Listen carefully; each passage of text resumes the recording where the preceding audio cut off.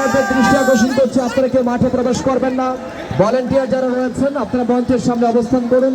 এবং ইতিমধ্যে ফাইনাল ম্যাচে ঈশ্বরগঞ্জ পৌরসভা ৩-২ গোলের ব্যবধানে প্রতিপক্ষ আজকের ফাইনালে চ্যাম্পিয়ন হওয়ার জন্য স্বাধীনতার ঘোষক শহীদ রাষ্ট্রপতি জিয়াউর রহমান স্মৃতি গোল্ড কাপ ফুটবল টুর্নামেন্ট 2024 আজকের ফাইনাল ম্যাচ ইতিমধ্যেই ঈশ্বরগঞ্জ পৌরসভা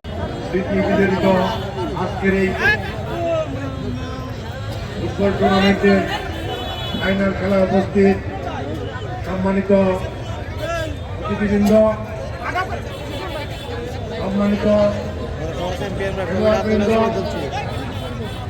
সম্মানিত একদম ইউনিয়ন এবং পৌরসভার কর্মকর্তাবৃন্দ,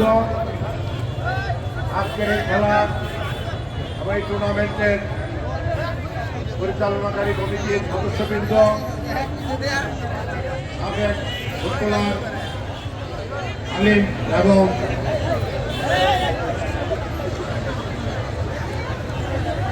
যারা এই টুর্নামেন্ট করার জন্য সার্বিকভাবে সহযোগিতা করেছেন, স্থানীয়ভাবে যারা রেফারি এবং লাইসেন্স করেছেন, তাদের সকলকে আমার পক্ষ থেকে আন্তরিক ধন্যবাদ এবং কৃতজ্ঞতা জানাই।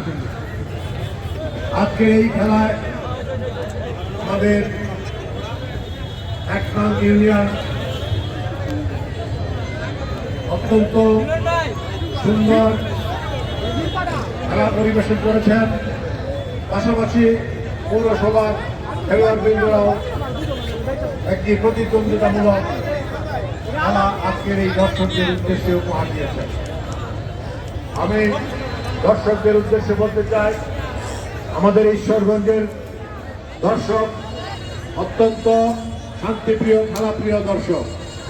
আজকের এই খেলা এটা প্রমাণ করে যে এই খেলা অত্যন্ত সুন্দরভাবে সুস্থভাবে পরিচালনা।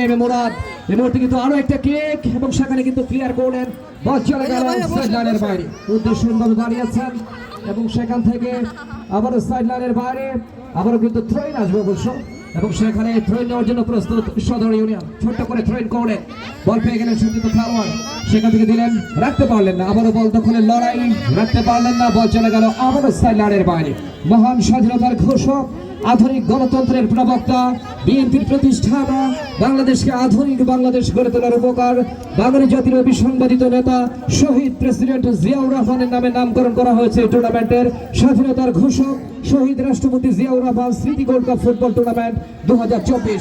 আক্রমণে ওখানে সদর ইউনিয়ন আজিজুল রাখতে পারেননি, লেফটিং দিয়ে কাউন্টার অ্যাটাকে যাওয়ার চেষ্টা, কিন্তু না, সেখান থেকে অবশ্য ফরওয়ার্ড পাস বাড়িয়েছেন, বল পেয়ে গেলেন এই মুহূর্তে মঈন এবং সেখান থেকে আবারও কিন্তু লেফট উইং ব্যাক ঈশ্বরগঞ্জ পৌরসভা ৩-২ গোলের ব্যবধানে এগিয়ে। দেখা যাক প্রতিপক্ষের সীমানা কঙ্কর, অত্যন্ত বিপজ্জনক এবং ক্ষিপ্র গতি সম্পন্ন ফুটবলার কঙ্কর পিছনে ব্যাক পাস করলেন এবং সেখান থেকে জুয়েল ডিভার্সের ভেতরে গোলের সময় সম্ভাবনা, কিন্তু না, শেষ পর্যন্ত বল চলে গেল সরাসরি গোলরক্ষক তার হাতে।